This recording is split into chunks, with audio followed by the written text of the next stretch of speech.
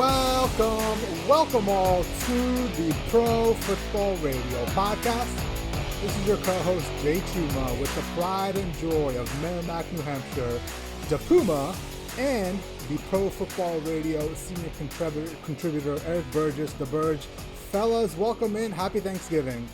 Yeah, happy Thanksgiving, y'all. It can't come soon enough. I'm ready to be in a football coma and hopefully not burn the house down making ham on Thursday. So it's gonna be a good time. Happy Thanksgiving, guys. I'm ready for the 3 F's of Thanksgiving: football, family, and food. Let's go. Yes. Nice. I gotta do laundry though. I gotta get the sweatpants ready, and it's in the Get dirty that done pile. tomorrow. That's the plan. I'm working till 5. I'm gonna haul ass out of here, go get the ham and all the other shit that I need, and then as soon as I get home, just throw it all in the wash. Be ready. I gotta stretch. I gotta limber up a little bit. Make sure the midsection's good to go. We'll be all right. Question. Favorite Thanksgiving food? Go. Turkey, stuffing, and gravy. That's really all I care about. I was gonna say stuffing. Stuffing is my go-to, man. Like that's what I'm tasked with. Doing this year for the family. I'm going back home, and everybody's got their thing they're supposed to make out of all of our brothers and sisters, and I'm tasked with making the stuffing. Nice. But what I do is I buy the stovetop stuffing, and then I doctor that up. Give me a plate full of mashed potatoes all day. I could eat a whole plate full of that with my turkey and gravy and be just fine. Yep. Thanksgiving is definitely my favorite holiday, man. You get some food, you get some football. It's pretty good, man. Life is good. And I'll tell you what, I always say this. You know how like people love to hate America, people that don't live in America. You got these people in the Middle East or people in China. Are you wearing a MAGA hat right now, Jay? Listen, I do believe if they spent a Thanksgiving with us, they wouldn't hate us so much. Like you come over, you eat some food, you watch some football. I mean, like it's just steal your land. Hey, I'm just saying Thanksgiving should be like, how there's those those college programs where you can go internationally and like go study abroad.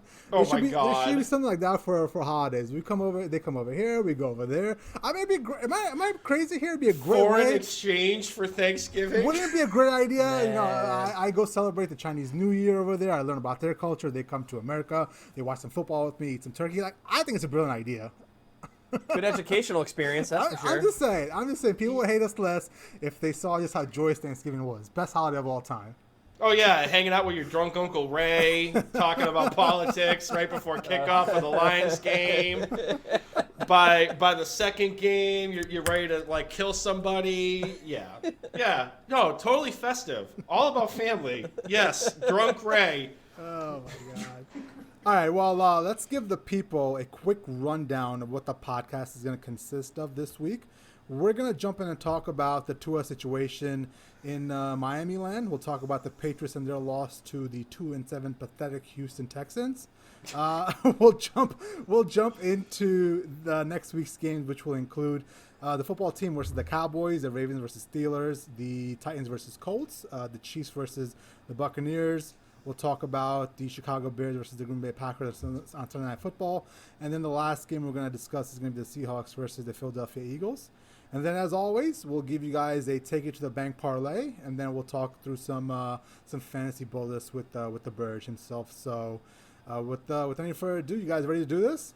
Yeah, real quick, can we talk about how like the game interest like kind of went up, and then once we reached like the Buccaneers Chiefs game, like that was the crescendo, and then like the back two is kind of like, who really gives a shit? Like the Bears suck and the Eagles are a gas can. Like perfect embodiment of like raising the bar like AT&T style. Well, I'm just sick and tired of the NFL forcing the NFCs down our throats. Like I understand there's some really big media markets in that division, but I am just so sick and tired of turning on like a primetime game and seeing the Cowboys at 3-7 or the Eagles at 2-5 or whatever the records are. It's just a bad conference, and I'm tired of the NFL forcing down our throats, man. Like, I was gonna say, like, maybe we do like the Lions-Texans game over the Eagles-Seahawks, but like Russell Wilson trumps all. But like, at least we're going to see points being scored in the Lions game. Like, Carson Wentz just might throw 3 interceptions that look like, me drunk trying to throw a football in the backyard, or it's really like me on a normal day. We all know that. Yeah, it's just going to be brutal on prime time. That's like Carson Wentz is bad, man, and we'll get to that. But I think we need to start talking about, is it time to bench Carson Wentz, man? Mm-hmm. But all that is going to come later on down the road. We will start with the Miami Dolphins going up to Denver, losing 20-13, I believe was the final score. Yep. There's some drama coming out of this game because I believe midway through the third quarter, Tua was pulled and Ryan Fitzpatrick came in to try to give the Dolphins a chance to win. And I know our resident Dolphins fan, the guy that likes to make out with the Dan Marino poster in his bedroom. No, it's not a poster. It's a cutout. It's a cutout. Wants to give us an analysis of what he thinks is going on. So the floor is yours, sir. Let us have it. So this is why I was never drinking the Kool-Aid of the Dolphins could win the AFC East. Like, I couldn't get behind it. They lost, like you said, Jay, 13-20 against Denver. This was the first time that they were favorites in a game at all this year. They entered the game as 3.5-point favorites, and they got outcoached by Vic Fangio on all sides of the football, which is saying something because he's a defensive-minded coach. But, I mean, that defense was getting home against this offensive line. That was my biggest concern going into this year. Tua got sacked 6 times. He got pulled towards the end of the third, possibly the beginning of the fourth quarter. Tua ended his day 11-20 for 83 yards and 1 touchdown. And they transitioned over to Ryan Fitzpatrick. And, they said that the change wasn't because of an injury. They just wanted to get a spark going to try to win this game. And, 3 weeks ago, I was told going to Tua Tagovailoa right now gives this team the best chance to win. And they benched a quarterback that was completing 70% of his passes, was actually being really smart with the football, despite the interception he threw at the end of the game versus Denver. But prior to that, he was really smart with the ball. He really wasn't putting it in harm's way that much, short of that first week showing against the New England Patriots, where I think he had like 2 or 3 interceptions in that game. But beyond that, he was smart with the ball. And Fitz ended his day 12 of 18 for 117 yards and 1 interception, but you could immediately see to the eye test that this team seemed to resonate a bit more with Ryan Fitzpatrick back there. And I don't understand. Like, you're a playoff team. You told us that going to Tua is the best for this team moving forward to win now. You are a playoff contender. If you would have handled your business this week against Denver, you would have been in the catbird seat right behind Buffalo, still fighting for that division lead. And it's not like Tua got pulled down 20 points. He got pulled, they were down, I believe, 1 score at the time, possibly maybe only 10 points, if anything.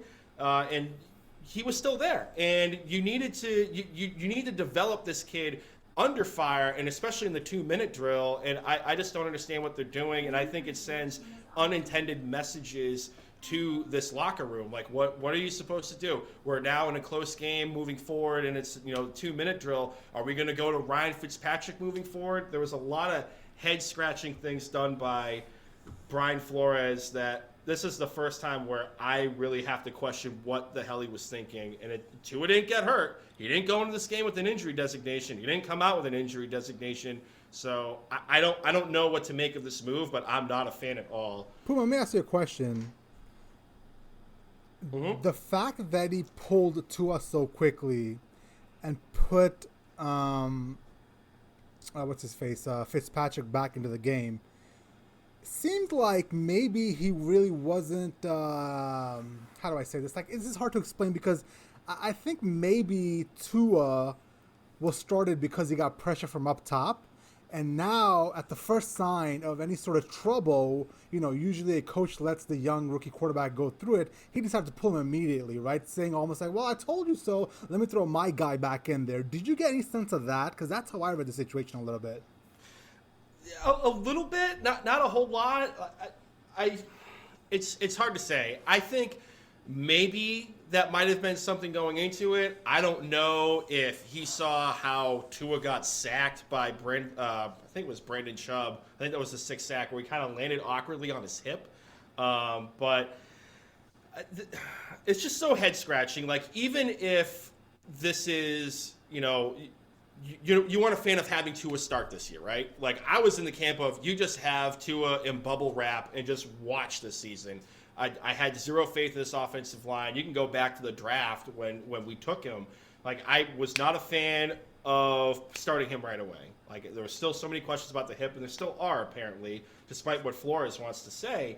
Part of me thinks maybe this was an ownership call, but then you have to think, like, what are the unintended consequences? Like, Xavier Howard probably was tired of getting his ass handed to him by Tim Patrick and Drew Lock in the 3rd and 4th quarter when they started getting a connection going, and Noah Fant was kind of torching that secondary as well too. But like, nobody was pulling them out of the game, and they're in a playoff contending team right now. I just think there's a ton of unintended consequences that came from this move, and I don't know how these Dolphins fan pages that I follow are actually like accepting the fact that we did this in a game that we could have won. It's just mind-boggling to me. It's definitely interesting that they made the decision to yank him in this game. He was sacked 6 times. I think it could have something to do with the health factor and wanting to protect him. Jay, I agree with you. This could have came the whole decision to start him overall could have came from up top. Because it seemed like, Brian Flores was so ready and so quick to make that move, right? Mm-hmm. And usually speaking, right, and this is the way I see it, right? I do believe this is the first misstep by Brian Flores. I do believe everything he's done so far I've been a big fan of. I like the fact that he went to essentially, gave him a team that was firing on all cylinders, helping them win. But I think, I understand that Tua had a bad game, but that's expected. I mean, this is his 4th start. I mean, he's played decently well for those games, and he's had one little hiccup, and you're going to pull the plug immediately. And the reason why I brought that up is because John Harbaugh essentially had that same situation where he had to make a decision as well. In the playoff game 2 years ago, I believe, Lamar Jackson, his first year starting, stinking it up, couldn't pass the ball, looked like he didn't know what was going on, didn't belong in an NFL field, and even the fans were chanting for Joe Flacco to step in, right? The fans were booing him. But fortunately, John Harbaugh had the foresight to see down the road that, hey, I'm going to need this kid. I need to build his confidence. Let me stick with him and see what happens. And you take that loss. It's okay. You take that loss for the betterment of your young quarterback's confidence. And I think that's where Brian Flores fucked up. And I was buying into that hype that maybe the Dolphins can make a run with the AFC East title. But after seeing that move and seeing just how much disorganization there could be behind the scenes, I think there might be some serious issues in the locker room because there might be a camp that wanted Fitzpatrick to start and a camp that wanted Tua to start, and now the coach is giving you a little bit of a doubt in your mind as well. So I don't know, man. It'll be interesting to see how this pans out. And not to put this loss on just Tua, like they were only down a score going into the 4th quarter, but like on all sides of the football, like they didn't have any pass rush this game. They got that one interception off of Drew Lock by Xavier Howard, but this is the one game where you could look at this defense and say, okay, like if they're not able to generate any form of pass rush, this secondary is kind of average. And Tim Patrick had himself a day. I think he ended with almost like 100 receiving yards at one point, and then they just ran all over him between Melvin Gordon and Phillip Lindsay. But back to the drinking the Kool-Aid bit and how I wasn't doing it.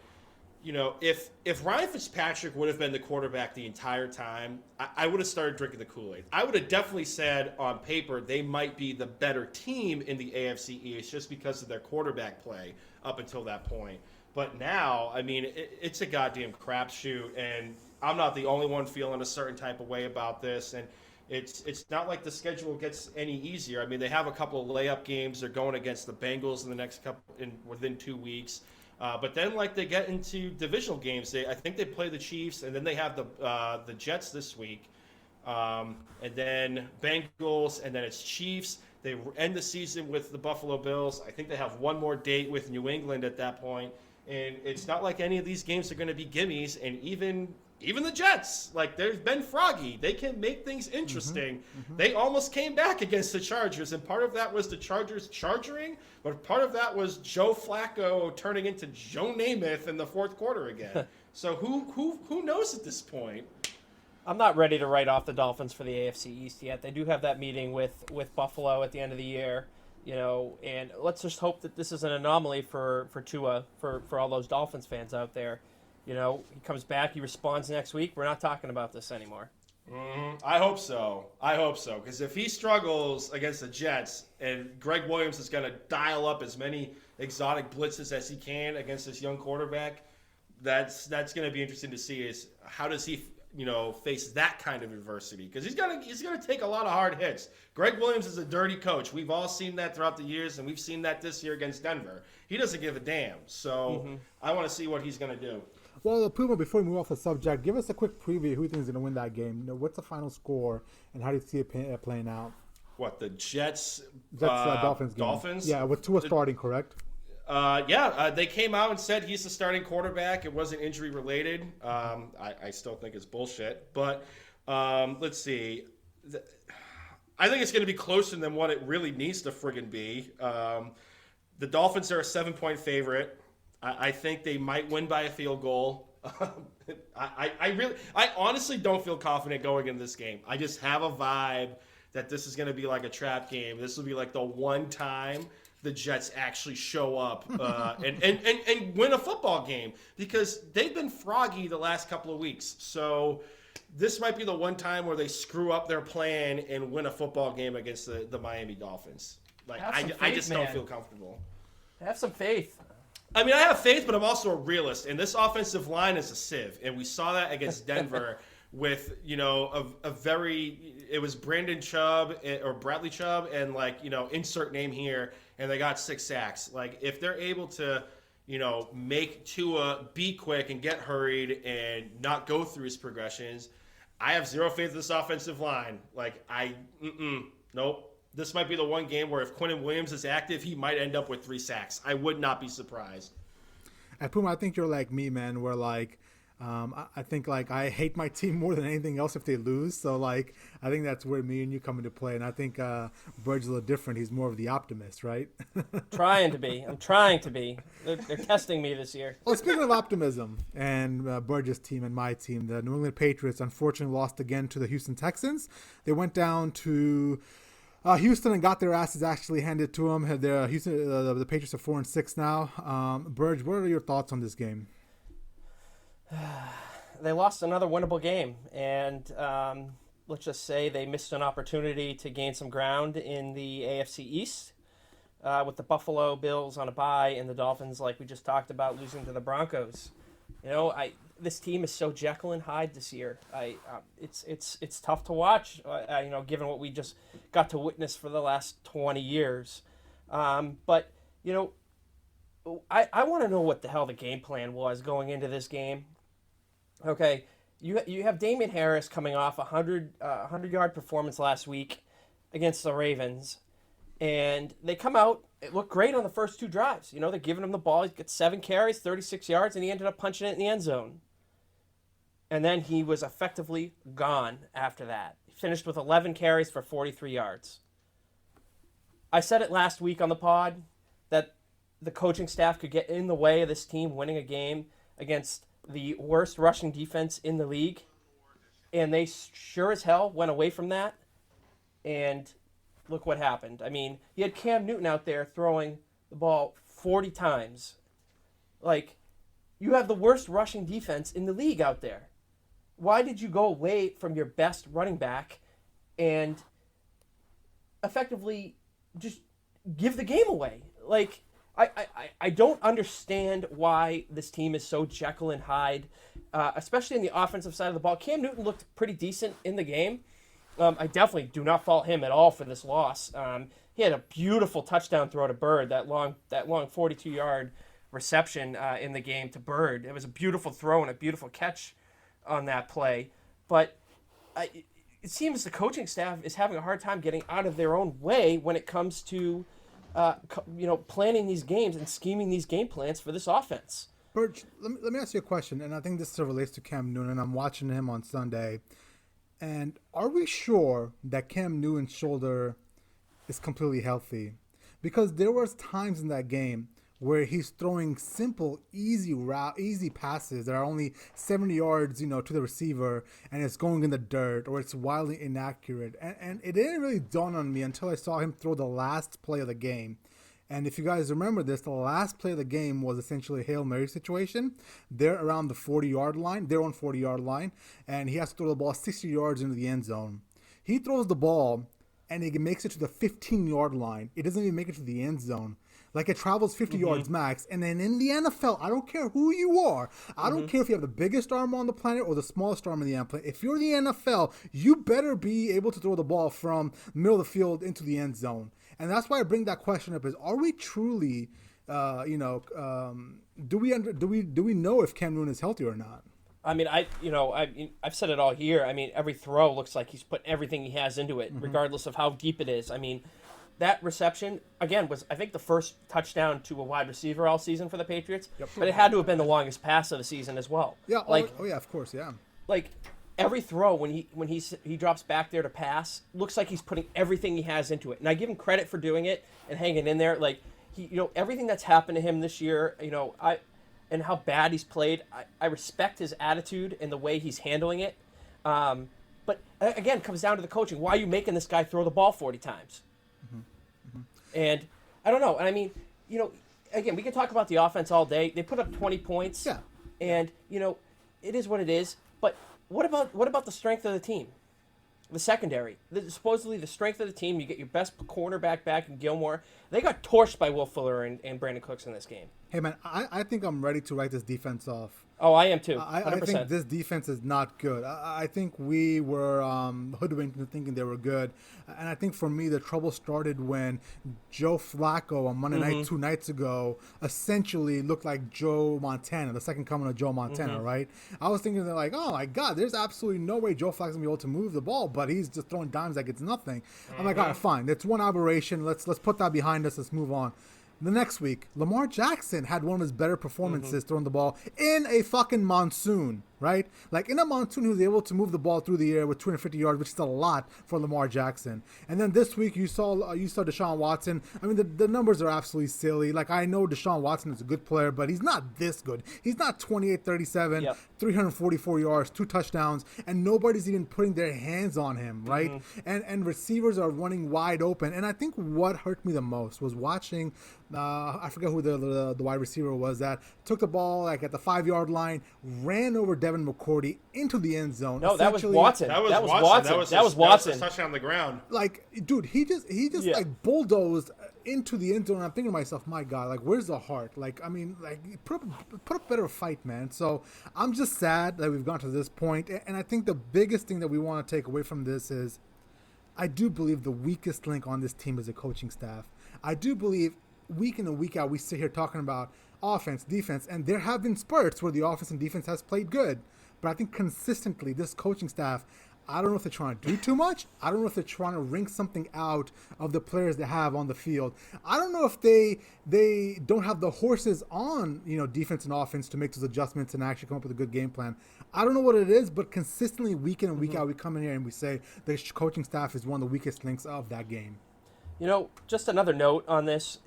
The 2 times that Newton was sacked, and even on the last play of the game, or not necessarily the last play of the game, but on that real true final opportunity they had to get into the end zone to tie the game,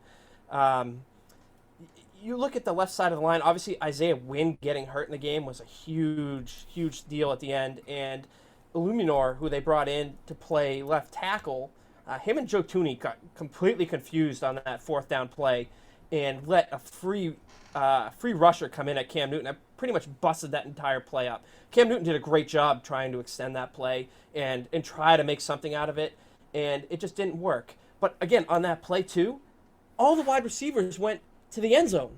Why aren't you running a 4 or 5 yard freaking stick route and just turn and look for the ball? Everybody went out. Like, run to the sticks and get the ball. Again, coaching staff. And I'm going to open this question up to you, Puma, and to you, Burge. But I don't know if you guys got to see the last play. Am I wrong for thinking somebody in the NFL should be able to make that throw and get the ball into the end zone? Like, it's an embarrassment that the ball didn't even make it to the end zone. He made it to the 15-yard line of the opposing field. No, I don't think so. And, I mean, you can look at the quarterbacks in the league that have the air quote, not the strongest arm, and like Daniel Jones, for example, right? Like he came out of Duke with the label of he didn't have a strong enough arm, but it was a good enough arm, and like he can make that throw to at least get to the end zone and just see what the hell happens. I'm kind of with you, Jay. I think he is dinged up a bit more than what the Patriots are leading on in the injury report kind of deal. I mean, he has a history of shoulder issues, so I don't think it's beyond that much of a realm of possibility that the shoulder is aggravating a bit more.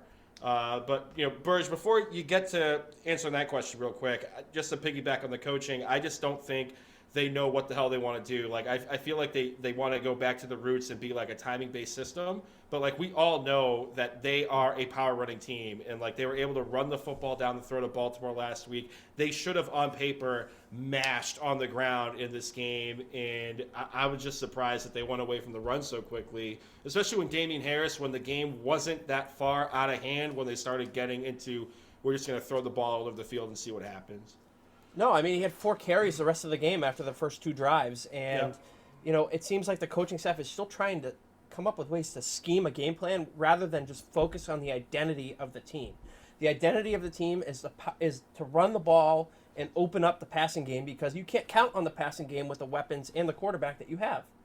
And even if James White dropping the ball a few times, we were told in camp that Damian Harris has soft hands. He can catch the ball out of the backfield. So why aren't you using him a bit more in the passing game, especially with Rex Burkhead going down? And you guys would know this more than me. When Rex Burkhead went down, were they just down to James White and Damian Harris as the active running backs on the roster that day? Michelle was inactive. Yep. Got it. Yeah, and I think looking forward a little bit, we're not going to pick this game, so we'll just briefly preview it here right now. The Patriots are welcoming in the red-hot Arizona Cardinals into Gillette Stadium this weekend, and I say, there's no way in hell we're going to win this game if Kyler Murray is healthy. If Kyler Murray is healthy and his shoulder is not hurting him, DeAndre Hopkins, Larry Fitzgerald is going to eat the secondary alive. There's no evidence for me to not believe that. Now, obviously, if Kyler is not healthy and he has some issues and he's limited, then I do believe we have a chance of winning. But the bigger picture of this season is I finally got to the point where I'm writing the Patriots obituary. This shit's over. I don't even care if we make the playoffs because it's going to be a straight-up annihilation. But there's no way we're making the playoffs. There's a daunting task ahead of us. I mean, this sucks to say it because it's only, November 24th, and we've got to start talking about draft prep and start looking at, mock drafts and see who the Patriots are going to draft. So I'm done with this team for this year. They're not going to do anything, and I'll be surprised if they win this week. I mean, I'm going to get into every game the rest of the year and still hold faith that they're going to find a way to squeak in with the extra playoff spot. Of course I'm going to watch. I mean, it's not like I'm going to stop watching this team, but no, I know. I just understand this team is not going anywhere. I'm protecting my emotions here, right? I'm just telling myself it's not going to happen so I don't get let down. I'll say this. In a messed up way, because of the recent procedures that the league and the union agreed to, if they start postponing games, they are going to expand the playoff field. So if they're able to string some wins together in the event that games may be postponed, and we're going to get to this in the Steelers-Ravens game with how many people are coming down with COVID or on the COVID list right now, there is a possibility that there may be an avenue of squeaking by, and they may not be the only team that benefits from that new ruling that the union and the owners agreed to. I think it was 2 weeks ago. Mm-hmm. And you saw a lot of this in other sports earlier on this summer. Hockey, 500 teams made it into the playoffs, and that never happens in the NHL. And some of them won a playoff round, so you never know. But getting back to this team, they're so Jekyll and Hyde that I have zero expectations going into any game, whether or not they're going to win or not. But it's not going to surprise me. For example, they come out and they beat the Cardinals on Sunday, and they somehow find a way to beat the Rams on Thursday Night Football. I won't be surprised if that happens. I'm not going to say that I'm expecting them to win or that I even think that they're even going to come close to winning. But it will not surprise me if a completely different version of this team shows up on those days. I don't think they're going to win Sunday, but you never know. Yeah. Burge, real quick, do you? I don't think you got a chance to answer this.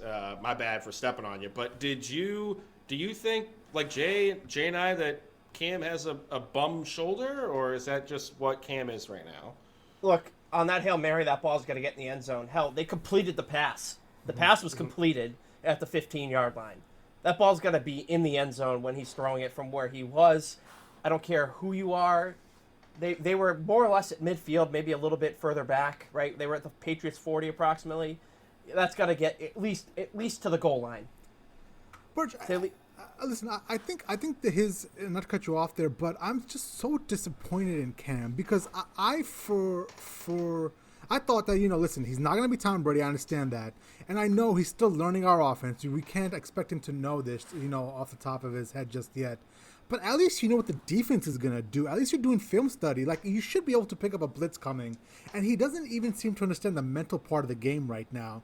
And maybe this is just who Cam is. Maybe I haven't watched enough of Cam Newton when he was down in Carolina. And I'm so used to seeing Tom Brady back there for 20 years pointing out the defense. Hey, sliding protection this way. This is where the blitz is coming from. The mental game was always there. And I'm sitting there watching on Sunday. And I'm like, oh, there comes the blitz. And Cam's not seeing it.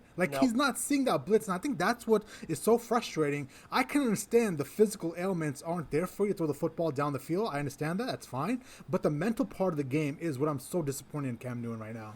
No, I'm there with you. And I was listening to 98.5 earlier today, and they pointed out the same thing. I think it was Felger who pointed it out. He's like, Cam goes to the line. You hear them call out the mic, but you see no at the line of scrimmage adjustments from this offense. And I mean, I said it too. I was there with you on that, Jay. I'm like, look, there's the corner or the safety on the edge of the line. He's coming. He's coming on the blitz. Yep. You can see it from the light of day. You're talking about. I know exactly what play you're talking about because we've been conditioned for 20 years to watch that with Tom Brady and be like, all right, there he comes. We see him right there. Brady's pointing to him. That's where it's coming from. Yeah, I'm there with you, and you see him there. Us at home obviously can see it, but he's looking right at the line. He's looking, left, right. Like, where is the adjustment? And he's in shotgun. It's not like he's under center. He has the whole view of the goddamn field. Where's the adjustment? Where the running back, you're not going out. You're gonna chip this guy before you go out. Where is that? You don't see any of those protection adjustments at the line of scrimmage with this offense, and it's frustrating to watch because. Like you said, Jay, you and I sitting at home can see it coming a mile away, and they do nothing about it. This is what it's like to be a fan of a real NFL team. I'm guessing. I'm not happy with this shit, man. It's like that meme of I forget what movie it is, but it's like James Franco on the gallows, about to get hanged, and this one guy's freaking out, and he looks at the old dude, and it's first time. That's welcome to what the rest of the NFL is right now. Welcome to where the Dolphins have been for the last 20 years. My final thought about the Patriots is I truly believe that the COVID that ran through this team back in October really hampered their progress. Not being able to practice, they're a team that needed it, and they didn't have it, and it kind of derailed all the momentum they had from the first month of the season. With beating the Raiders and the Dolphins. At the time, the Dolphins, we didn't think anything of it. But, right now it looks like a pretty good win. So I maintain that, and I think that's why the attitude has changed, especially with the coaching staff. You can kind of hear it when they talk. And it's kind of a bummer, but, it's 2020. Well, I think, listen, I understand that we had a 20-year, historic run. I understand, eventually we had to go through some of this stuff. But even me, the guy that gives the players most of the credit, because, that's just my philosophy. I give it like a 70-30 split between the people that execute on the field and the coaching staff. But even me kind of started buying into a little bit of, well, listen, it is Belichick after all. He is going to be able to pluck somebody and throw somebody into that system, and we should be okay to tread water. we're not treading water right now. Like I could not believe what I saw on Sunday with regards to how bad that offense couldn't figure out protections and couldn't figure out where the blitz was coming from. Like the mental part of the game, the things that we're the strongest at is one of the reasons why we're in a situation this year is because we're the weakest at the mental parts of the game this year.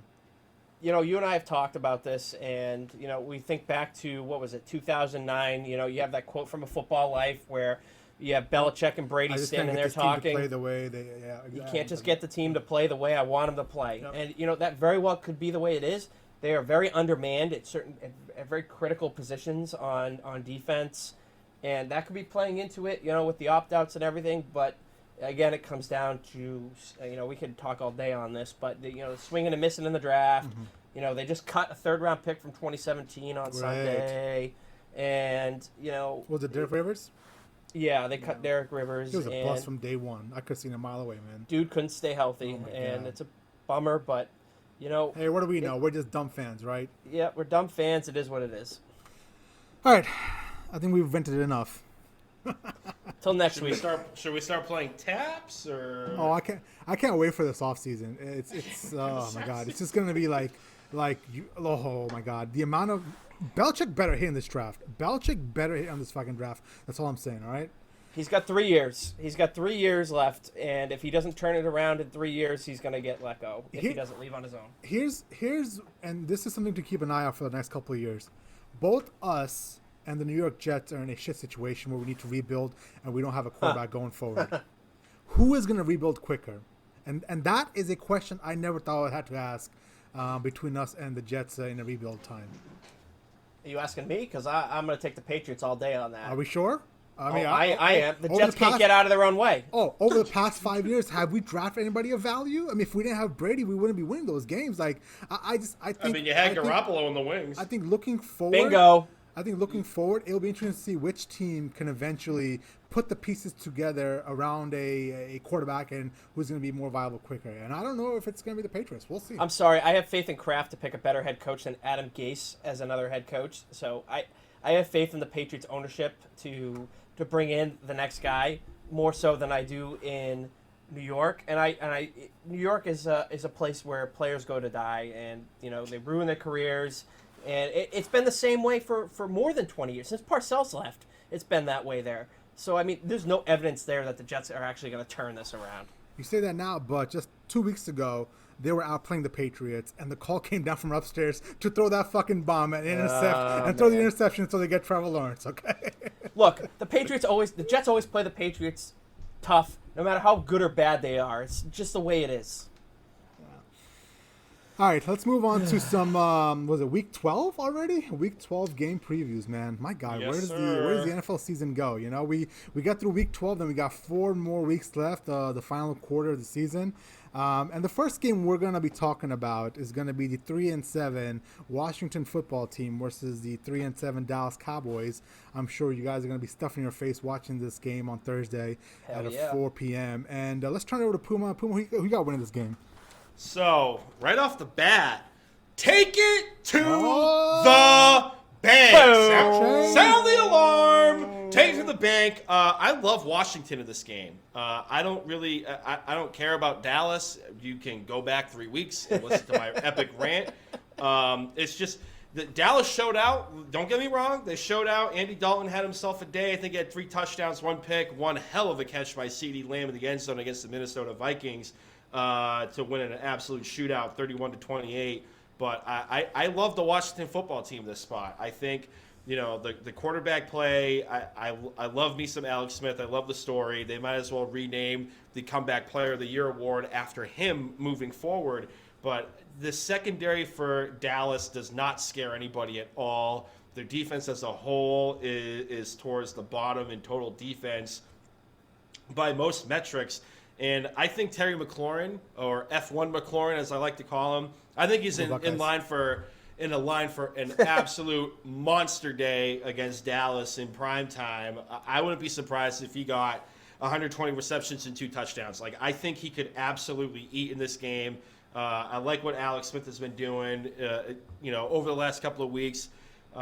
He did have one interception against the Bengals, but 17-25, one touchdown. He got a decent amount of people involved. Antonio Gibson, the rookie running back that they drafted, 16 rushes for 94 yards, one touchdown against the Bengals. And I think he could absolutely smash in this game, too. I think he could be a dark horse kind of DFS play, depending on what the salary is on DraftKings or FanDuel. But I love Washington in this game. Washington, surprising enough, they're underdogs by 3 points. The over-under is 46.5. I love Washington in the points. That's my best bet, or my take to the bank. And I kind of like the over in this game. I'm feeling pretty froggy. So give me Washington in this lineup. Nice. Burg, who you got to win this game? Puma, I 100% agree with you on this. I love what this football team is doing down there in Washington. Alex Smith is a great story. Anybody who's watched that documentary, E60 documentary, sees what he has gone through to get back to this point. I love Antonio Gibson. We'll get into that a little bit later. And then obviously Terry McLaurin, I'm not going to be surprised if he does, he scores a touchdown or two in this game either. Dallas's defense is not good. And on the offensive side of the ball, I do not believe in Andy Dalton. I have some bitter feelings about him from years ago in fantasy. So I will never, ever root for the Red Rifle in a game. Does he deserve a nickname? Like, is he good enough to actually get a nickname? Dude, he was back in the day. He was a good fantasy quarterback, except when a time counted for me. But, it's an easy nickname, the Red Rifle. I mean, whether or not he still has the rifle on his arm is another story if he's got a noodle arm. But anyways, the Washington defense is for real. That defensive line, with Chase Young down there, this defense has been a solid play for me in fantasy all year, despite their record. I just like for them to cause havoc for this Dallas offense. It's still trying to figure it out. I mean, they played the Vikings last week. They weren't all that, that defense isn't anything to write home about. So, give me Washington here big time. Give it to me 31-21. Wow, so we got a couple of Washington we're picks going here, we're going over the over. Okay. I will be taking the Dallas Cowboys to win this game. Boo! Let me start with man, this. who knew Skip Bayless was on the show? Hey, Who knew Skip was dancing to, some half-ass song in a woman's, Ezekiel Elliott jersey? Everybody dance now! Listen, let's start with the Washington football team and Alex Smith, man. What an incredible story. And I know we glossed over, but think about the path he took, right? So he had the injury, right? He had the countless surgeries, the endless rehab. He finally got cleared. He earned a spot on the roster. He worked his way up the depth chart, cracked the lineup, and now he finally got his win. Like, that completes the circle, right? And you're right, Puma. I think he's gonna have to have the comeback player award handed to him at the end of the year. But he had a very efficient day against the Bengals the other night. He had 17 of 25, 166 yards and a touchdown. So I am happy to see that. Now on the other end, the Washington football team, man, their defense is it's thumper, man. There's a bunch of thumpers on that team. Joe Burrow obviously went out with an injury in that game, but even before that, I sent Burge that video, and I think I sent it to you as well, Puma, where Chase Young laid out Burrow on the goal line. Oh, dead. And his soul left. Exactly, right? I mean, they're just really good. They're intimidating. They play tough, Ron Rivera physical defense. So I do understand where you guys are coming from. But the only reason I'm taking Dallas here is because, A, it's a division matchup, and B, I do, for the first time, see some semblance of an offense ever since, what's-his-face guy, Dak Prescott. This is the first time since then that the offense looked somewhat functioning. Zeke finally got on a roll. He had 103 yards. Dalton was light years better than Ben Nordalia and Cooper Rush. Essentially, he had, 3 touchdowns the other day against the Vikings, which is really good. And I just think Dallas seems to have more players on offense than the Washington football team does. And I do see them going on a run here. I have them winning this game 28-24, but I also have them win the division as well now that Andy Dalton's back and playing decent football. Insert vomit sound. Yeah, no shit. I mean, last week was the first game that Zeke had 100 rushing yards, and he had to do that in 21 touches. If this defense was just a squeak better, just a little bit better, I might buy into Dallas winning this game. But with Terry McLaurin, Antonio Gibson's kind of like a jack of all trades, and even like Steve Sims, like he finds the end zone. He's a good red zone target. Did you guys hear that story of how Mike McCarthy had watermelons brought into the team meeting the night prior, and they all smashed it with hammers? I'm just amazed they bought into that because they were ready to quit on the entire coaching staff outside of the bye week, and now all of a sudden Mike McCarthy's going to show up like the comedian Gallagher and start smashing watermelon. Like, are you fucking kidding me? Like, knock on wood if you're with me is more legit than that friggin' clown show. Well, they apparently had pictures of like Dalvin Cook and some of the players on the watermelons, and they're smashing it. Yeah. Well, did you guys? This is one of the main reasons why I hate some of these talking head shows. You know, they're great entertainment, but this morning, Shannon Sharp on Undisputed. Oh, I can't wait for this. Shannon Sharp on Undisputed. And listen, I'm sorry if I'm not understanding it, and if I'm insensitive and I'm not getting the racial connotation behind this, but he was alluding to the fact that this was a racist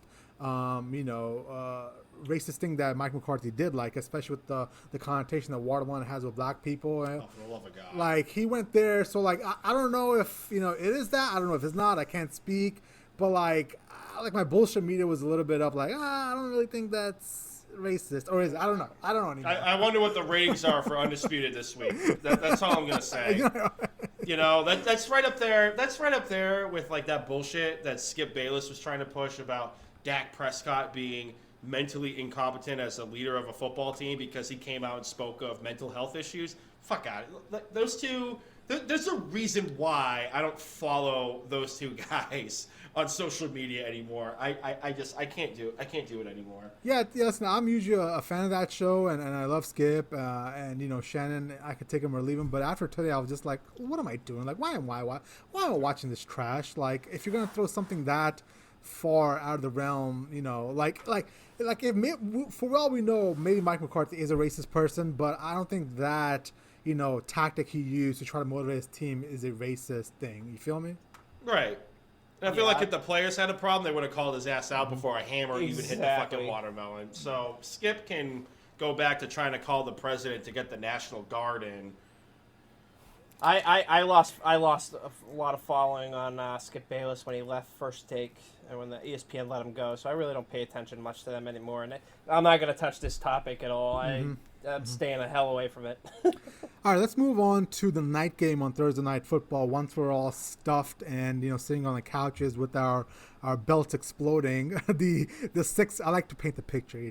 The 6-4 Baltimore Ravens are going to take on the 10-0 Pittsburgh Steelers in what seems like a do or die game for the Ravens. Puma, who got to win this game? Well, one, we're assuming that there is going to be a football game because about 10 to 15 players are on the COVID list for Baltimore right now.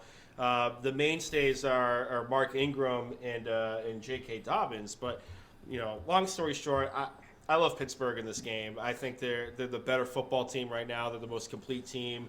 This defense is great against the rush, and really the only thing that Baltimore had going for them outside of throwing a ball to Mark Andrews was running the football. And the one guy that was really having a decent game last week and then the week prior, J.K. Dobbins, he's going to miss this game. So I like this team. I think they're going to be able to get after it. I think on the offensive side of the football, Deontay Johnson, anybody in the Steelers wide receiver core right now would be a number one wide receiver on any other football team in the entire NFL. Like Deontay Johnson's, maybe Cleveland too. But like Deontay Johnson's balling out. Juju Smith-Schuster, he's had like a quiet year, but like I'm not ready to write an obituary on him yet.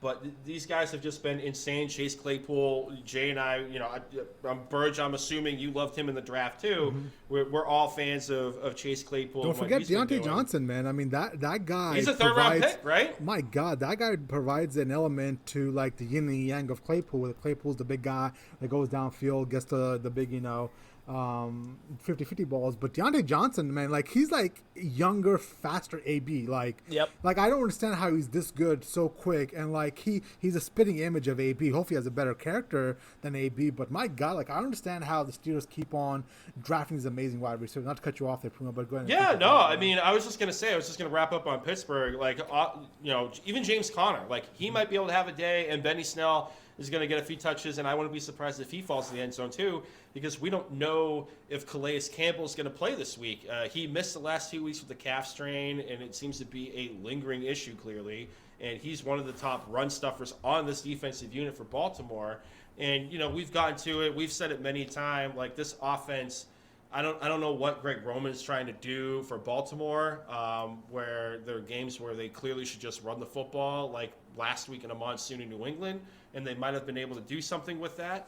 But I think they're just trying to force Lamar into something that he really isn't right now, and he doesn't have the weapons around him short of Mark Andrews. And I think Minkah Fitzpatrick and that defensive unit for Pittsburgh is just going to make Lamar throw the ball to anybody but Mark. And I mean, hell, who's like the big threat? Like, do we really Hollywood? feel great Hollywood? Like, but do we feel great about that? Like, do we feel great about Hollywood? Do we feel great about Dez? Like this, like Willie Snead is their number one wide receiver right now.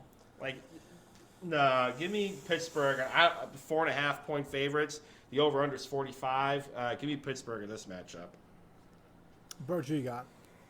Now, before I heard about the COVID running through this Baltimore team, I really liked Baltimore in this game. They always find a way to get up against Pittsburgh and, at least put up some fight in the game. I think they lost 28-24 earlier this year to Pittsburgh. I believe that was up there. Is that correct? Or was it in Baltimore? That was in Baltimore? It was in Baltimore, okay. Pittsburgh, yeah. I don't know. This team always finds a way to get up for these games in against the Steelers. It's obviously their biggest opponent in the division. These teams have been so good for so long that they always seem to duke it out for the division title. The COVID list for Mark Ingram and J.K. Dobbins concerns me quite a bit for this Baltimore team, considering how dependent they are on the running game. J.K. Dobbins is going to be a stud for this team for the years to come.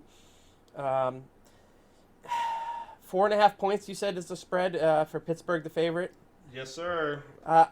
If we're picking against the spread, I'm probably going to pick Baltimore in that game. I think this is going to be a close game, depending if more pieces of this Baltimore team end up on the COVID list and, whether or not the game actually happens at all. Personally, for me, I kind of hope it gets postponed because I would like to see these two teams at full strength play each other because I think we'd be looking at a real good game there. But if I'm picking against a spread, give me Baltimore with 4.5 points there. Okay, so the Ravens, man, they're somewhat in a little bit of a free fall. They are nowhere near the team they were last year. Certain people before this year even started, had them going 15-1, 14-2. I myself had them in the Super Bowl, and it looks like that's not going to happen now. But I don't know where it went so wrong for this team and so quick. And I think when I was watching that game this past Sunday between the Ravens and the Titans, a certain play stood out where at the end of the fourth quarter, A.J. Brown ran over like half the Ravens' defense for a touchdown. I don't know if you guys got to saw that highlight. But it just goes to show you the Ravens have no heart, right? And Lamar Jackson said it himself perfectly in the postgame show. Like, they wanted it more than us, and it seems like they really did. And I think the Ravens really need to look in the mirror, before this game on Thursday night, because this is a season on line for them. Like, the sole reason why I'm picking the Ravens here is because this is it for them. If they lose this game, there's a good chance they're not going to make the playoffs. So this is one of the main reasons why I'm picking the Ravens to win this game in a 27-21 final score. And on the other side, the Pittsburgh Steelers, man, listen, they're good. They're 10-0. They played a pretty bad Jacksonville Jaguars team last week. Luton was really bad, the quarterback for the Jags. Like, the Pittsburgh defense forced 4 interceptions. And I tell you what, that Minka Fitzpatrick trade from the Dolphins last year is looking really, really good right now. Like, he seems to be the final piece, the final key they needed on that defense to turn that defense from a good into a great defense. And then we just talked about Claypool and Deontay Johnson. I had those notes as well in my notes, Puma, just how great those guys are. So, listen, I don't feel good about it, but I just know the Ravens need to win this game, and that's the reason why I'm picking them. Yeah, I mean, I agree with you in terms of the Minka Fitzpatrick trade. I mean, I think I laughed at Pittsburgh when they last year gave up that first round pick. We all did. I don't think we were like, what they weren't in a good position last year when they gave up that pick. I didn't mind. Well, fair enough. But I mean, he's a hell of a player, man. Like, my God. Paying dividends there in Pittsburgh. That defense is legit. Just a side note, Jay, let me ask you this. Do you want Pittsburgh to go 16-0 as a Patriots fan? Absolutely not. Of course not. I mean, at some point, I need to start rooting for these guys to lose here, right? Obviously, I want us to have that 16-0 undefeated season. And, part of me, but the other part of me wants, like, somebody else to go undefeated just so those fucking clowns down in Miami would shut the fuck up. Like, who's that old guy Oh, that talk to me when you're on my block. Morris. Talk to me when you're on my block. Yeah, that fucking douchebag that comes on TV every year with the champagne whenever somebody loses the final game and they're not undefeated anymore. Like, part of me would love to shove it down that dumbass team's throat. So, I wouldn't mind it either way, man. I part of me kind of wants them to go 16-0 and have a first round exit or whatever, the second round exit if they have the bye, and just lose, so that way everybody can get off 18-1, and then they can start talking about 16-1. Well, it is funny that this deep into the season when we were 10-0, I remember the hoopla around that team. Like, I remember the rumbling started happening, but we're not hearing that just yet for the Steelers, and I don't know why that is. I don't know if it's because they haven't blown people out like we did. Like, I know the Patriots, like, week in and week out, like, that was the greatest year of football for me because I knew without a doubt my team was going to win and win big. And I think that's one of the main reasons why the Steelers aren't getting the love right now is because they haven't really dominated many people. Well, at the same time, I mean, that 07 Patriots team, they ran into some tough games. They ran into some tough games in December with that team against Baltimore and Philadelphia, if you remember. Yeah. But remember Gaffney catching that touchdown in the end zone to beat the Ravens. Yep, exactly. But this Steelers team, I mean, they do kind of have a cakewalk of a schedule going down the stretch here. But there's some games you could realistically see them losing, and Buffalo's one of them. Although I won't pick Buffalo over Pittsburgh. You know how I feel about Buffalo, but they also got to play the Browns, and the Browns are one of those teams you could almost call them Jekyll and Hyde. They either show up and they play really well, or they play really bad. With Baker Mayfield getting benched or whatever. So there's still a chance for this team to kind of lay an egg, and we can continue to talk about the 16-0 talk as we go on, as long as the Steelers win. But it wouldn't hurt me to see them go 16-0 and lose in the first round of the playoffs. Well, it looks like I think the real chances for them to lose would be against the Colts, which is week 16, and then the last game of the season against the Browns. Mm-hmm. I don't think the Bengals are going to beat them. The Bills might. I don't know. Definitely not the Washington football team and the Ravens. So they do have 4 games where it's like, all right, well, either way, we'll see who's going to win that game. Mm-hmm. Mm-hmm. Totally agree. All right, let's move on to the 7-3 Tennessee Titans coming off of a win against the Ravens, playing the 7-3 Indianapolis Colts, who just had a great performance against the Green Bay Packers. Puma, who you got winning this game? See, this one's hard, man, because, I mean, we just saw these guys play on Thursday 2 weeks ago, and Tennessee got ran out of that building. Indianapolis just had themselves a day. Naheem Hines, I think, had 125 total purpose yards, 2 touchdowns. And, the Titans really got out of their rhythm early in that game. But I'm liking Indianapolis in this one. They showed me a lot of heart in that game against Green Bay. I mean, they went into halftime. They were down a decent amount, and the defense really stepped up. And Phillip Rivers was smart with the ball. Even though he was dinged up, he had like a toe injury. He kept changing in and out with Jacoby Brissett. But I like Indianapolis in this game. I think they'll get the season sweep. The only thing that's a bit concerning is, if Tennessee's able to keep this game close and stay true to who they are with the play action and have Derrick Henry just grind the defense down, and then Ryan Tannehill goes over the top. then that could make things interesting. We saw that against Baltimore. But I like Indianapolis in this game. They're 4-point favorites. The over-under is 50. I wouldn't be surprised if this goes over because Tennessee's defense is a gas can fire. Like, they can't stop anybody. They have zero pass rush. I think Jadeveon Clowney might miss this game with a knee injury. I don't know if it's just a knee injury or if he got arthroscopic surgery last week. I can't seem to remember, but I think he might miss this game. And even when he was there, they didn't have any pass rush, which is surprising for a Mike Vrabel defense. But I like this game. I think Michael Pittman is in a smash spot again in this game here. I wouldn't be surprised if he finds the end zone and maybe 100 receiving yards in this game. But give me Indianapolis all day. How about you, Burg? Who you got? This is a tough one to pick. Indianapolis is starting to show me something. I've been kind of calling them frauds all year, but they continue to win, so I'll take the L on that one. I still love Tennessee. I love Mike Vrabel. I love Derrick Henry. I love A.J. Brown down there with that offense. Jadeveon Clowney missing this game could be a big factor. I did just look it up. He did get placed on IR, so he is going to be out for this game. So I have a hard time thinking that Phillip Rivers is still not going to throw an interception or two, maybe to Malcolm Butler, my boy down there. Eternal optimist, Eric Burgess.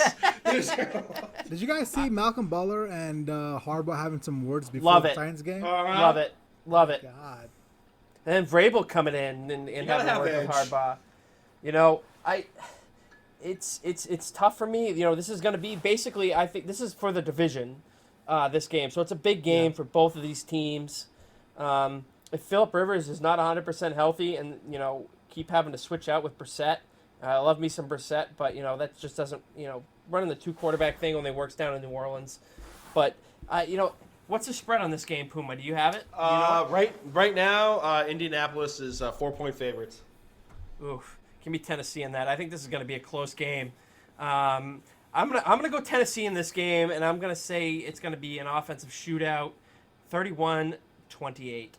Oh, nice. So I got Tennessee winning this game because I think it's going to be hard for me to wrap my mind around the fact that, Tennessee, as good as they are, is going to lose twice to Indianapolis, essentially getting swept in the division. But listen, I like what I saw out of Tennessee last week, man. Listen, Derrick Henry is starting to get back into that form where he's like, coming on stronger as the game, progresses.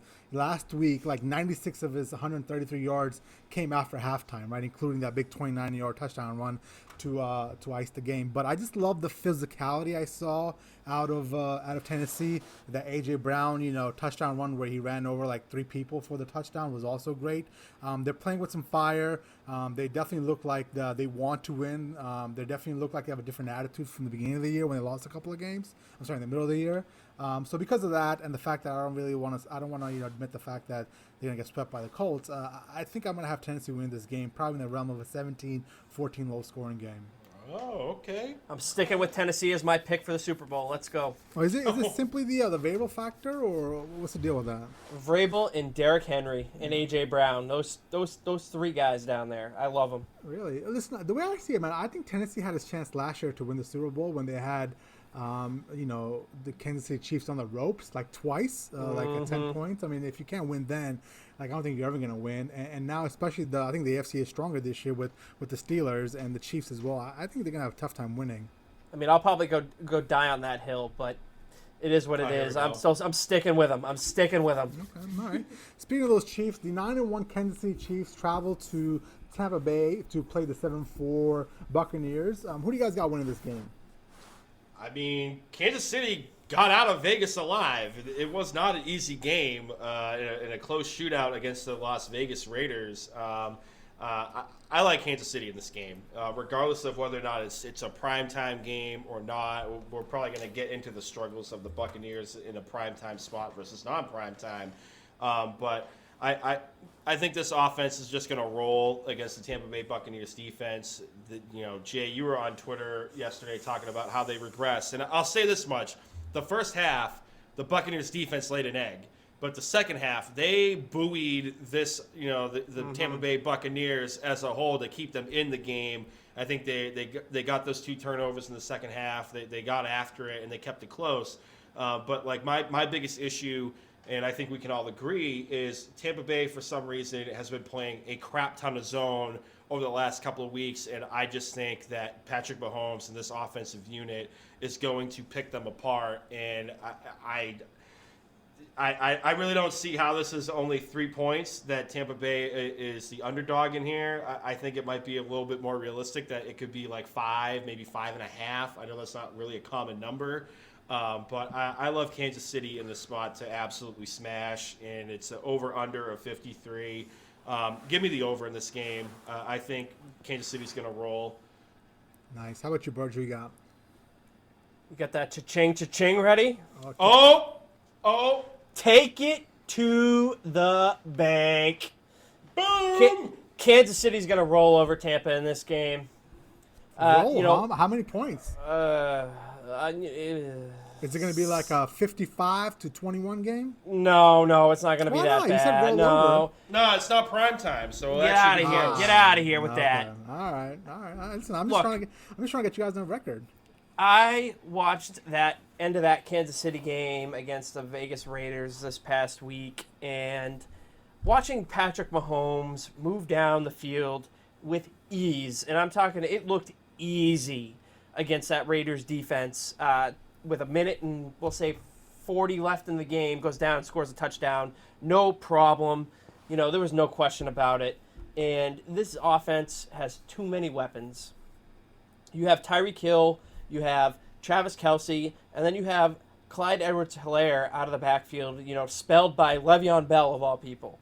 And let's get to Tampa Bay. Watching what that performance was last week, I'm not saying that the Kansas City Chiefs defense is as good as the Rams, because they don't have a playmaker like Jalen Ramsey and Aaron Donald on that defense, in my opinion. But Tampa Bay's offense was completely out of sync. Last night, watching that game, you had Tom Brady basically focusing on Antonio Brown the whole game, and he made some very bad throws that resulted in interceptions in that game.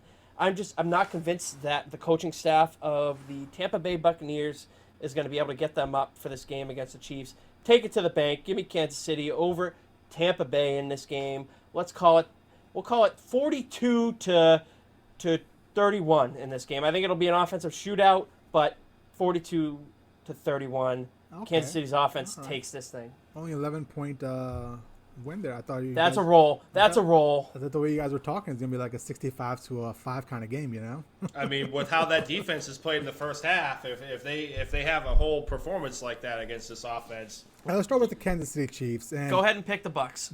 I really don't care what the record says for the Chiefs. They're 9-1 and Pittsburgh is 10-0. But I think we can all fairly say that the Kansas City Chiefs are the best team in the NFL, and I don't even think it's even close. Like, that win over Las Vegas, man, Las Vegas is a good team. I still understand how we beat those Raiders way back in, in what was September, I believe. Mm-hmm. But listen, Mahomes is just unbelievable. The guy is great, and he has the best 2 weapons in the NFL, in Tyreek Hill and Travis Kelce, right? On the other side, listen, I expected the Bucs to struggle heavily against the Rams. It's just a bad matchup, right? I mean, the Rams, in my opinion, are sneaky good, and they're that team that's going to eventually come on up and cause some serious issues in the NFC and probably end up winning the NFC West if I think it's going to play out the way I think it's going to play out. Listen, Aaron Donald, he was causing havoc all night for Brady. He was in his face. But listen, I do believe the Tampa Bay Buccaneers are going to win this game. And that's because that KC defense is not going to be able to get consistent enough pressure like the Rams were able to get on Tom Brady. And it's going to be a little bit of a shootout. And in that shootout, I'm going to take old faithful Tom Brady, right? I mean, Chris Jones and Frank Clark would like to have a word. Listen, that's fine. That's totally fine. But I still don't think it's going to be Aaron Donald causing all kinds of pressure up the middle. But I do think one of the key underlying things that people overlooked was The Rams are also low-key good at run defense. Like they were able to shut down Rojo and their running attack, and I do believe this week there's going to be a little bit more emphasis put on the running attack, and I think Ronald Jones is going to get 100-plus yards. Listen, I fully agree that the Buccaneers are playing subpar for the last 3 or 4 weeks. There's quite a bit going on in regards to Brady wants to do this. The coaching staff wants him to do that. There's not continuity there, and I think that's really causing issues, especially with the fact that AB is now in the offensive lineup as well, and Brady's trying to shoehorn him into the offense, and we're starting to see that really causing some issues. So, I do believe the Buccaneers get it corrected this week. I expect it to be a shootout. We're talking probably like I would say 40-38 Tampa Bay victory. Look, I think that I almost went to do a take it to the bank with this game, but I just have a lot of respect for Casey. But I feel very strongly that the Buccaneers are going to win this game. I think that we're starting to see with Brady throwing the deep ball that why are the Bucs trying to do that down there? They're trying to air it out, overthrowing and throwing picks down there. I mean, granted, he does hit on a portion of these throws, but like. Why are they not trying to mimic what they were doing in New England that worked for Tom for 20 years? Like, if they were doing that, I may feel better about this Buccaneers team, but they're not. Do you want my answer? The answer is I do believe this is Bruce Arians measuring his dick and saying to Tom Brady, you're going to run my offense. I mean, that's what's happening here. You can see it. They will go to that New England offense for spurts and move the ball, and then all of a sudden a play call would come in where they're asking him to throw it downfield, and it doesn't really make sense, and he's forcing it down there. And there's this serious rub between Tom Brady and Bruce Arians, and I have absolutely no more respect for Bruce Arians and who he is. The guy's a loudmouth. The guy talks a lot of shit. He doesn't deserve to talk all that shit. I mean, if he's like Belichick and he has 6 Super Bowl rings, maybe I understand that. But the guy is not that good of a coach, and we're seeing it this year by having your quarterback shoehorn in an offense that really isn't conducive to his skill set. He has every right. He has every right to criticize. He has every right to criticize, and this isn't new to Tom Brady that he shows up and the day after he signs the contract, he finds out that Bruce Arians likes to air the ball down the field. Like this is called the no risk it, no biscuit offense for a reason. And at this point, something's got to give because he hasn't hit a deep throw since week 7. Since week 8 through 11, he's 0 for 19. 0 completion percentage, obviously, 0 yards per attempt, 0 passer rating, and 0 touchdowns and 3 picks. And it's probably not helping that Ali Marpet is out of this offensive line with a concussion. And we've seen this offensive line wilter over the last couple of weeks when Ali Marpet hasn't been in, and I don't know if he's going to make it back in time. And that's why I say Frank Clark and Chris Jones would like to have a word because I think they're going to be able to get after it on this offensive line, and I think Chris Jones is going to force a fumble, and Rojo's going to go out of the game, and Leonard Fournette and his stone hands that we saw last night is going to come in, and he's not going to be able to catch anything, and that's going to get this whole offense out of whack. I don't see it, and it was this offensive unit just has been the struggle bus the last couple of weeks, and in all facets of the game. Like, I'm not putting this all on Tom Brady, but he has had bad instances over the last couple of weeks, but this offensive line has been bad. The running backs have been bad. Like, if Leonard Fournette's able to hold on to those balls and keep the drive alive, they probably squeak by and win that game last night.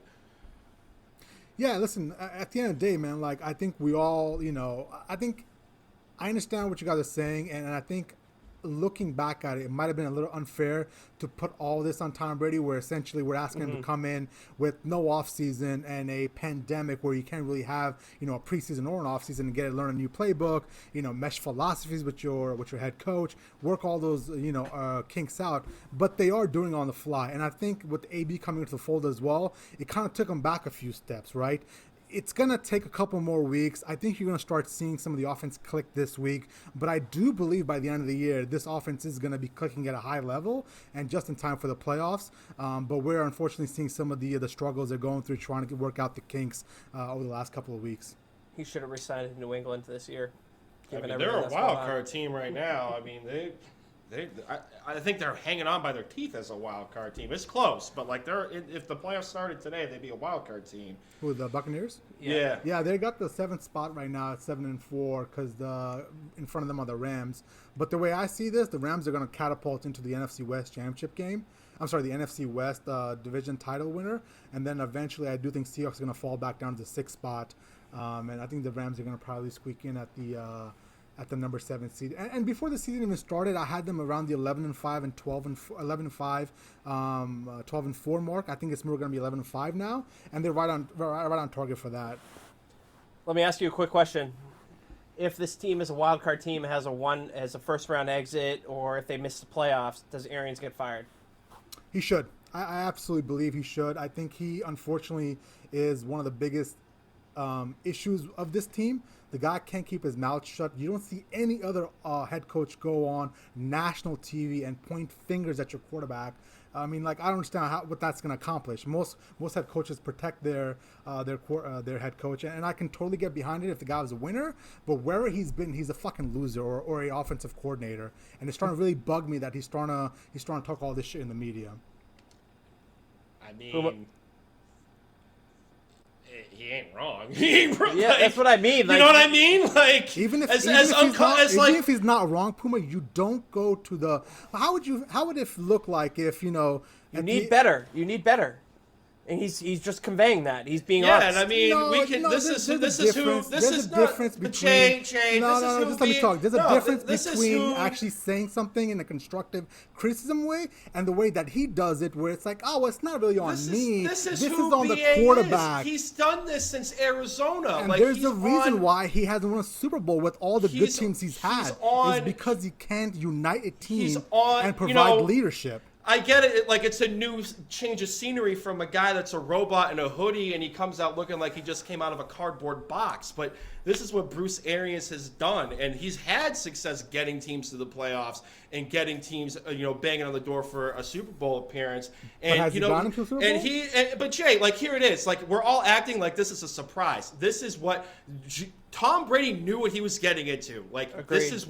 This is what Bruce Arians is. He is documented on NFL football life, straight up telling the future Hall of Famer in Larry Fitzgerald, if your football sucks, I'm going to tell you your football sucks. And he's had many a tongue lashing on the practice fields in Arizona. He's dressed down Tyrann Mathieu. He's dressed down Patrick Peterson. He does not give a fuck. He's going to do whatever he can to push the right buttons to get the success out of this team and out of this offense. And this is what he is. And, to sit back and say, like, how dare he? Brady knew what he was getting into. If he didn't like the coaching style that Bruce Arians was, he wouldn't have signed down there. He should be in New England. Belichick needs Brady. Brady needs Belichick. And Exactly. That's what it is. That's what we're learning. Listen, I mean, we'll see how it pans out, but from where I'm sitting, it's looking like Arians is already distancing himself from Brady, almost as pointing the finger. So when the offseason does come and they haven't lived up to the expectations, he can say, well, listen, it wasn't me. It was Brady. Don't fire me. It was Brady. He's already working in this narrative through the media that essentially, it's all Brady and it's not him, when wherever he's been a fucking loser. He hasn't really won anything at all. You say this is who he is, but maybe he should look at his history and see, well, maybe me being who I am isn't really conducive to building a team and essentially galvanizing a team to a common goal. He seems to be dividing instead of unifying a team. And it's something you said, Burg, in the beginning of the year, which it didn't really click until like a few weeks ago, about the reason why the Buccaneers are going to be held back is because of Arians. Is that what you said? Something along those lines? Agreed. I do see what you're saying, because I've never seen a coach go out to the media, say this, and essentially think it's going to be all right. Like, that's going to eventually cause resentment between you and your players. And I know he's done it for his whole career, but his whole career should be an indication that maybe that's not the right way of doing it. Maybe he should evolve and progress as a coach. But I'll say this I don't think that's the sole reason that he's going to lose, that he's going to fail down there. I think it's his game planning and scheming. Yeah, I have no problem. Well. I have no problem with him calling players out like that.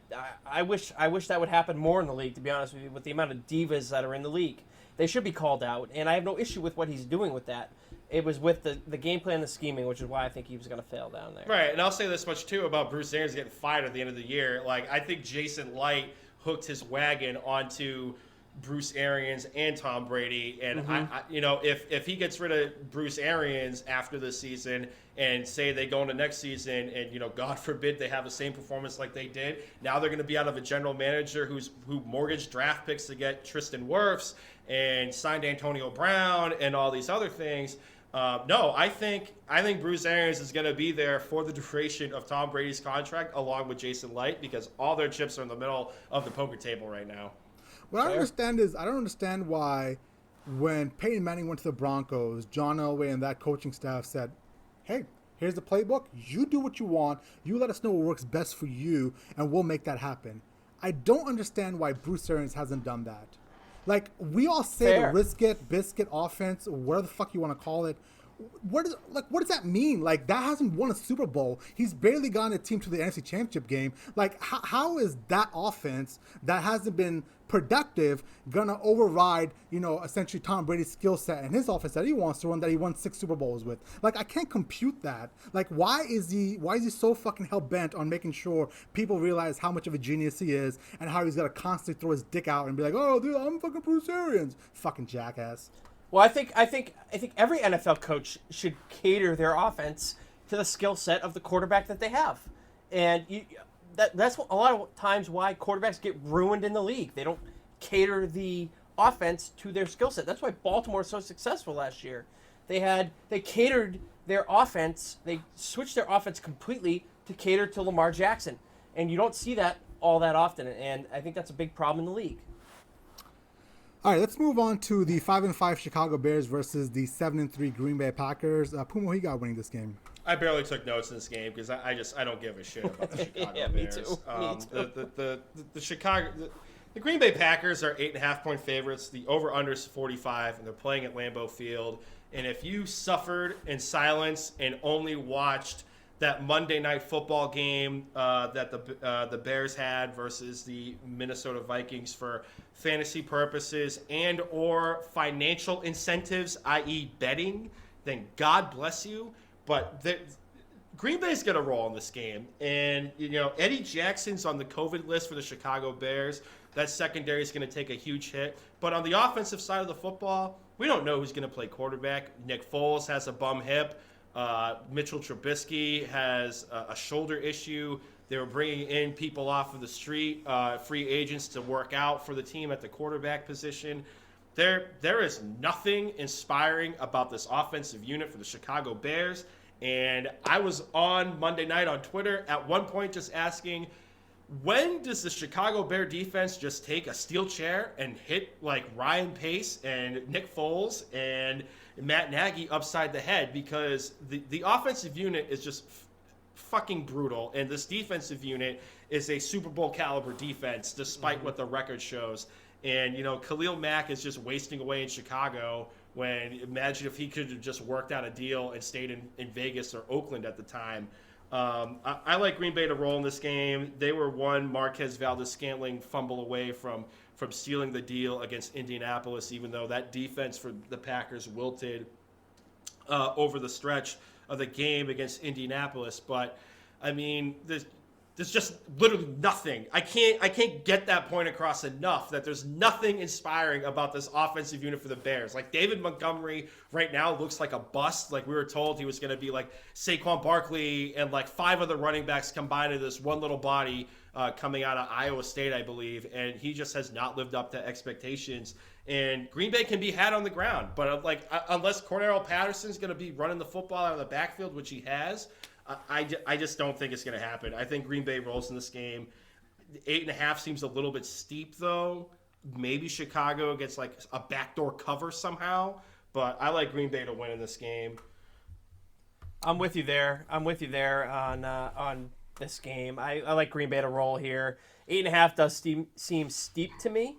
I like the Bears to cover in this game, but like you said, they were a Marquez Valdes-Scantling fumble away from sealing the deal in that Colts game.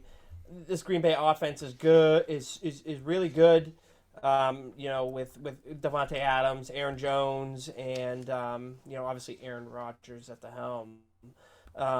But Chicago's offense can't seem to do anything, no matter who's playing quarterback for them. They get nothing out of any kind of production really out of both of them. It's so hit or miss with them.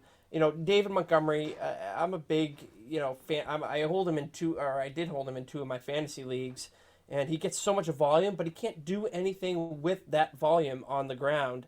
And maybe this week with him back, with the change in play calling for the Bears, maybe he gets going a little bit against this Green Bay rush defense.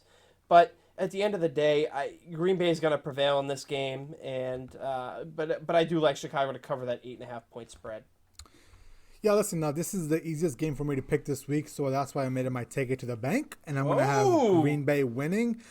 Even though I did see some things out of Green Bay against the Colts this last week that was a little bit alarming, mostly the fact that Green Bay had, essentially it's a very ugly loss to Indianapolis, and the fact that they couldn't score in the second half or overtime. They had a 14-point lead at halftime and didn't score after that 28-14 lead. And it was really bad that Aaron Rodgers, as much as I'd like to brag on Tom Brady, he had a really bad second half. And on top of that, he missed a wide open, what's that tight end's name? Tunyon?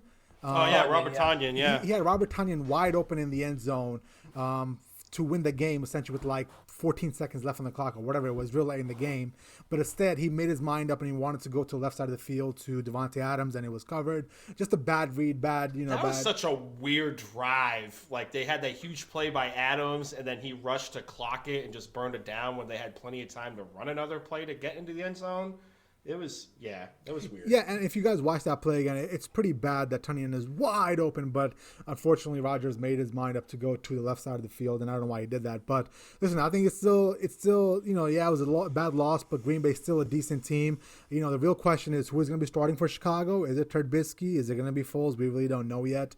And it really doesn't really matter. It doesn't really truly matter, truthfully. I think Green Bay's going to win big here, man. I think it's going to be like a 31-17 kind of win. Oh, blowout.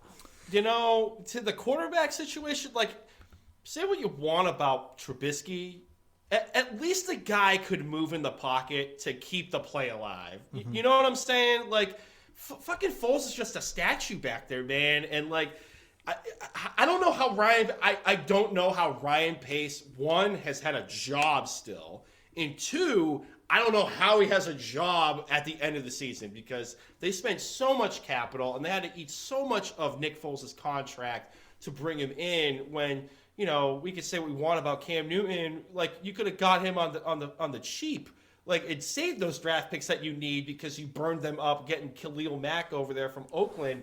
Like, I hope Trubisky plays. I really do, just to see at least what this offense would look like again if he could keep the play alive. Like that, I don't know. I don't fucking know. Yeah.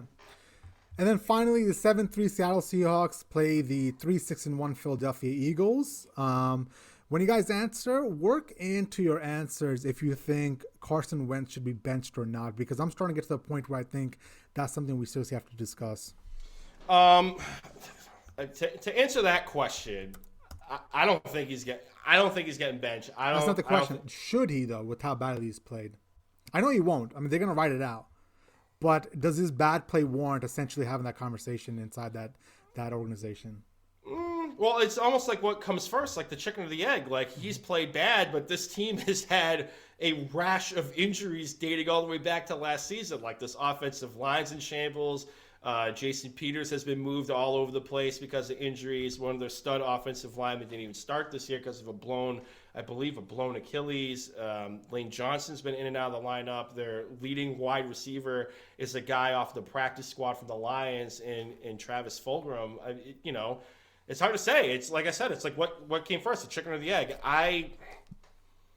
Optics-wise and stats would say bench him, but at this point, I think you just have to suck it up and deal with it. Like, unless Carson gets hurt, which isn't beyond the realm of possibility, I think, you in this division, you live and die with Carson Wentz at this point. And it'd be interesting to see, like, if they're actually able to get a connection between him and Jalen Reagor in this game.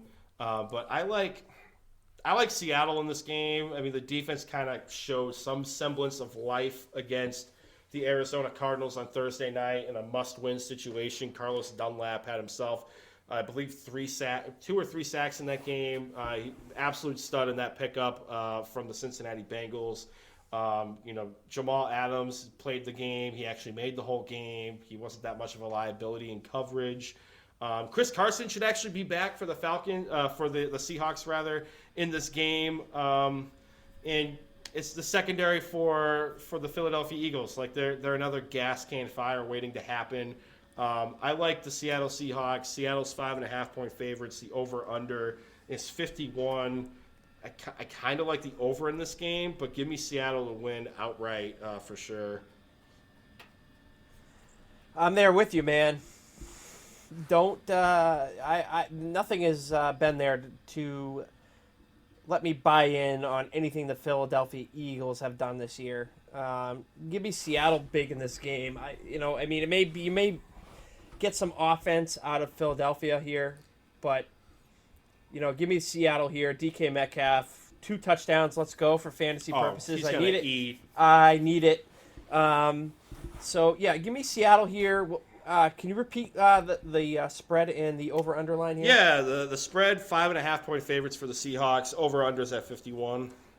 I like this. I like Seattle to even cover that. Yep. I think it'll be a touchdown win for them. Philadelphia, they're a mess, and while they may be at the top of that dreaded division in the NFC East, they're just such a bad team. And getting to the whole Carson Wentz thing, should he be benched this year? No. I mean, they're top their division.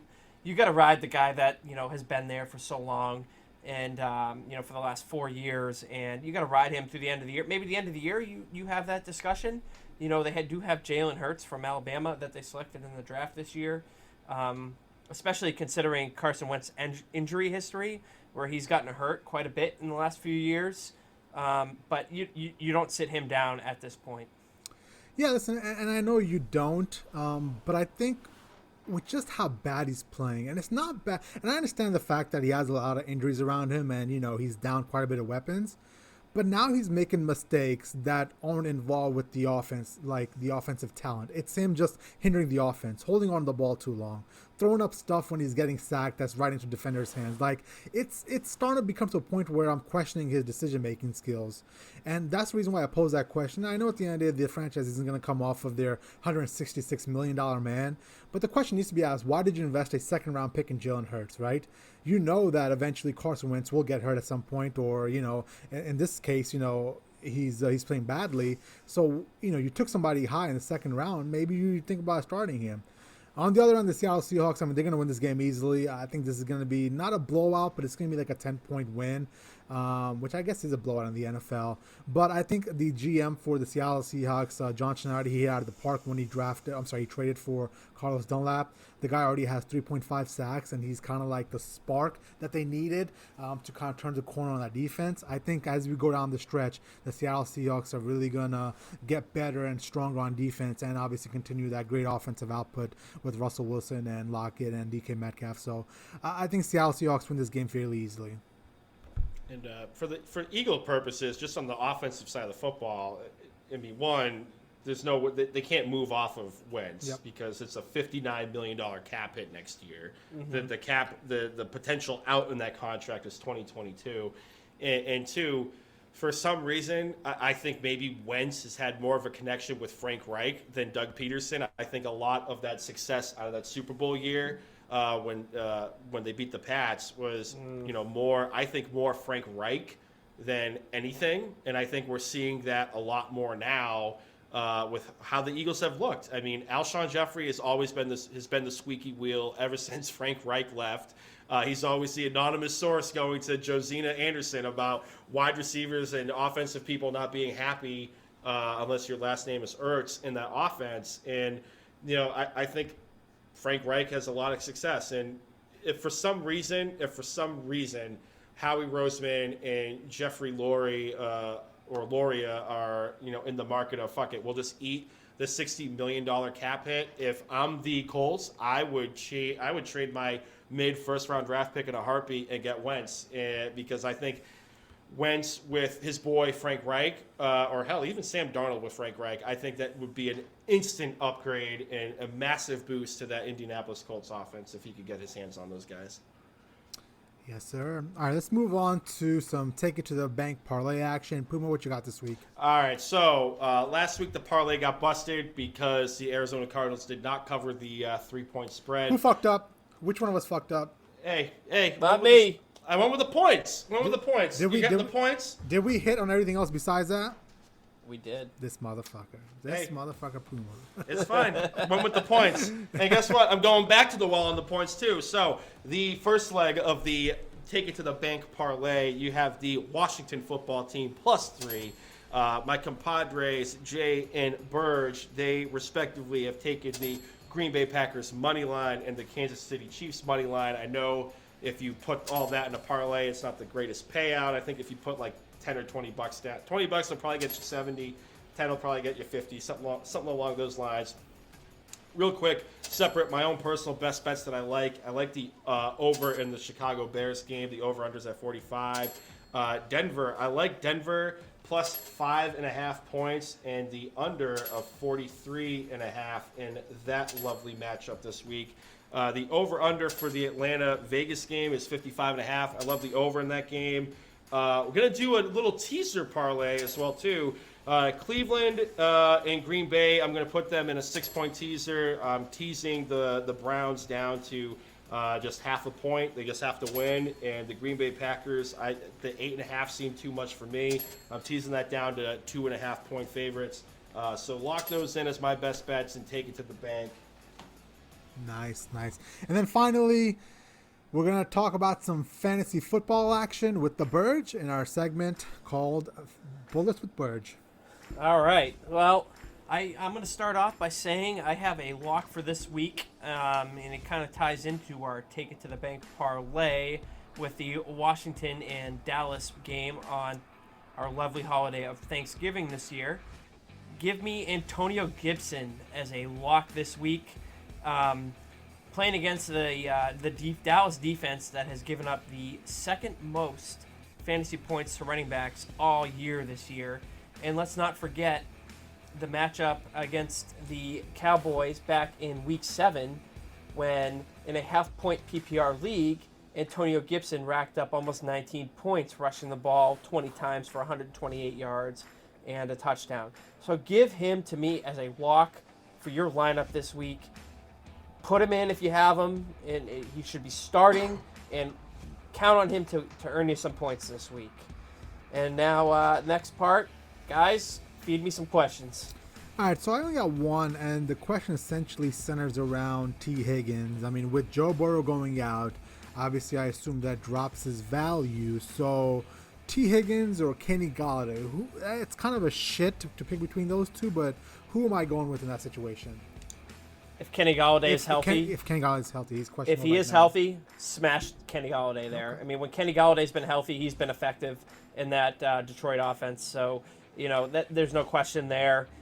If you have another option outside of T. Higgins, if Kenny Golladay can't go on Thursday, you might want to consider that. Just because you don't know what you're going to get out of the Bengals this week. Yeah, and then I'm sorry, a quick question as well.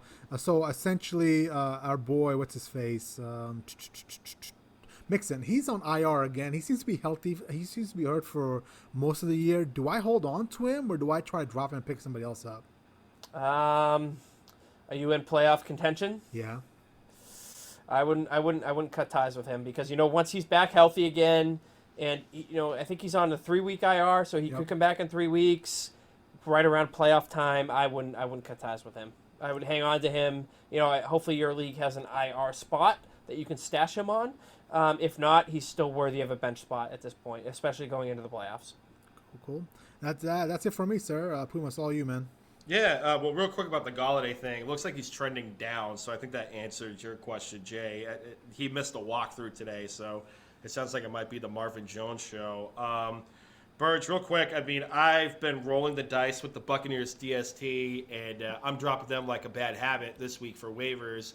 What are some DSTs that you would like to stream this week, given some of the matchups, if you are like me, holding on to the Buccaneers? But I'm dropping them.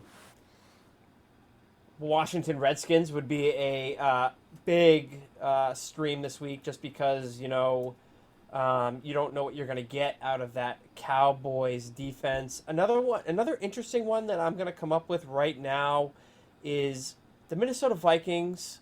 Who are they playing? I just had it up. Oh my goodness. The Vikings? Yes. I think they were playing... The Panthers. Yes. So you don't know what Teddy Bridgewater you're going to get out of that. They are an interesting option. Another one that I wouldn't fade this week is the New York Giants playing against the Cincinnati Bengals. Oh, yeah, that should be The Giants' defense has shown effective against some other matchups earlier in this year. They're another one that you could stream to pick up here. And let's not forget your Miami Dolphins playing against the New York Jets. Oh, yeah, it's true. That's a good one, yeah. Yeah, but then again, my own team. Joe Flacco might become Joe Montana again. Yeah, I'm gonna fade my own team in that one. Oh. And, yeah, I kind of like the Giants pick for sure. I'm kind of the psycho that thinks they could potentially win this division. With how hard they've been playing for Joe Judge, yeah. I wouldn't be surprised. I'm glad you brought that up, because my last question to you guys was going to be, before we kind of end the podcast, was quickly, who do you think is going to win the NFC East? I think I'm going to have the Cowboys win it. You said you think the Giants. How about you, Burge? I'm going with the football team. I would be, yeah. I was torn. I'm with Burge. I could definitely see it going the football team too. I just really love how, say what you want about the record for the Giants. They've played hard every single game, and they've been in a majority of those games. So, and I think this defense is finally coming along. It was tough. It was tough. I can't believe it's week 12, and every single team in the NFC East has 3 wins. Let that sink in for a second. Let that sink in how bad that is. Anybody bashing the AFC East can take a hike. Oh, my God. I heard that for years and years on end. The AFC East was never this bad, man. Nope, never this bad. But, at the same time, I picked the football team here. I easily could see the Giants winning it. I'll fade on Dallas and in Philadelphia all day. Yeah, cool. Anything else you guys want to get to before we plug it up and call it a wrap for podcast 690? Giggity. Wow, I'm actually amazed that was the only time we heard a tee-hee or right? Giggity. Brandon, I was mentally doing my own. You insult okay. me. I'm a professional podcaster, buddy. Yeah, I wish people could see our group chats. Just I love me really. I love me the train emoji. Yes, the train emoji is going to be the podcast 69 cover art. Yeah, with a picture of Gronkowski in the background. No, I don't have anything else to get to. I think I'm going to be speaking for all of us. Everyone out there just listening, have a safe, healthy, happy Thanksgiving. Enjoy football. If you're driving to a relative's house and it's a bit of a ways, be sure to download this podcast on Spotify, Absolutely. SoundCloud, Google Play, Stitcher, Pro Football Radio Podcast, Facebook, Instagram, Pro Football Radio Podcast, Twitter at PFR Podcast. I'm on Twitter, Brando_Puma. Jay Cheema's at Jay Cheema. Our compadre, our senior NFL analyst contributor, Eric Burgess, is at Burge, the goalie, going toe-to-toe with his boy Adam Jones on the Twitter machine. Always a good follow. Like, subscribe, download, hit us up. Tell us what your favorite dish is for Thanksgiving, and enjoy a great day of football with the fam. Yeah, I just want to go on record one thing right before we sign off here. I'm going to go on record with this. I'm probably going to eat crow on it at the end of the year. Tampa Bay Buccaneers are going to miss the playoffs this year. Let's go. Oh, this motherfucker. I don't think you're that far off. Well, just like Puma said, we are thankful for you guys. I'm thankful for you guys. Thankful for the podcast. We hope you guys have a safe, enjoyable holiday, and we'll talk to you guys next week. Bye, con Dios. And real quick, Freddie Soliones, your